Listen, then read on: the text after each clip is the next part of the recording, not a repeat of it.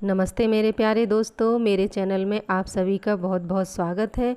दोस्तों, हम सबको यह तो पता है कि देवशयनी एकादशी से भगवान विष्णु 4 महीने के लिए सो जाते हैं, परंतु उनके 4 महीने के सोने का रहस्य शायद हम में से कोई भी नहीं जानता होगा। हर साल भगवान विष्णु आषाढ़ मास के शुक्ल पक्ष की एकादशी के दिन से लेकर कार्तिक मास के शुक्ल पक्ष की देव उठनी एकादशी तक के लिए सो जाते हैं और इस दौरान कोई भी मांगलिक कार्यक्रम नहीं होते हैं, ना ही शादियां होती हैं। देव उठनी एकादशी के दिन से फिर विष्णु भगवान सृष्टि का कार्यभार संभालने लगते हैं और इन 4 महीनों में कोई भी तपस्वी व्रत नहीं करते हैं, ना ही भ्रमण करते हैं, बल्कि एक जगह रहकर अनुशासन का पालन करते हैं। देवशयनी एकादशी से सूर्य दक्षिणायन हो जाता है। ऐसे में मुंडन, गृह प्रवेश, गृह निर्माण, वैवाहिक कार्यक्रम आदि नहीं होते हैं। इस दौरान केवल देवी देवताओं की आराधना, पूजन, यज्ञ, हवन वगैरह होते हैं और इस दौरान भगवान विष्णु सो जाते हैं तो भगवान शंकर जी पृथ्वी का कार्यभार संभालते हैं।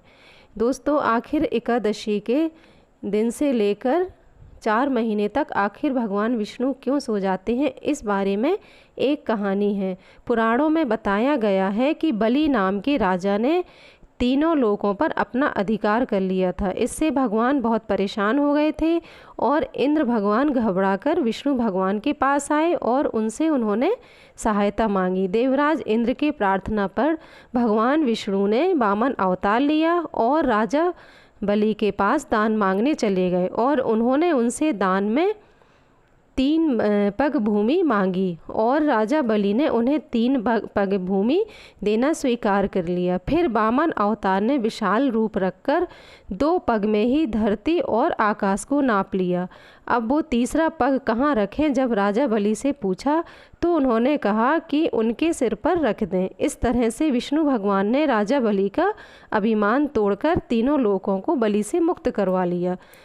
पर भगवान विष्णु बलि की दानशीलता और भावना आराधना को देखकर बहुत ही खुश हुए और खुश होकर उन्होंने राजा बलि से वर मांगने के लिए कहा।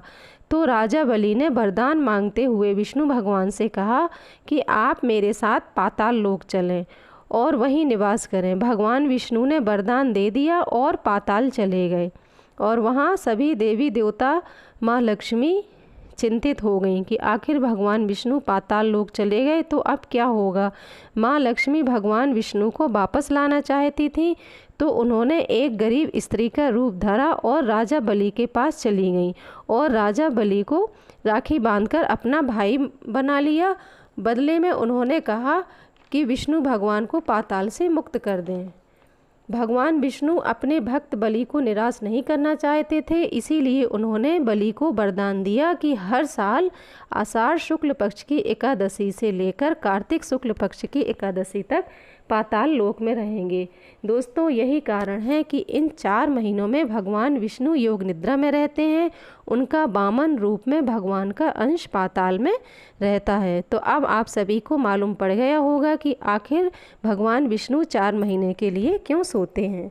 अगर आपको मेरा वीडियो अच्छा लगा हो, थोड़ा भी अच्छा लगा हो, तो प्लीज़ मेरे चैनल को सब्सक्राइब ज़रूर करिएगा। धन्यवाद।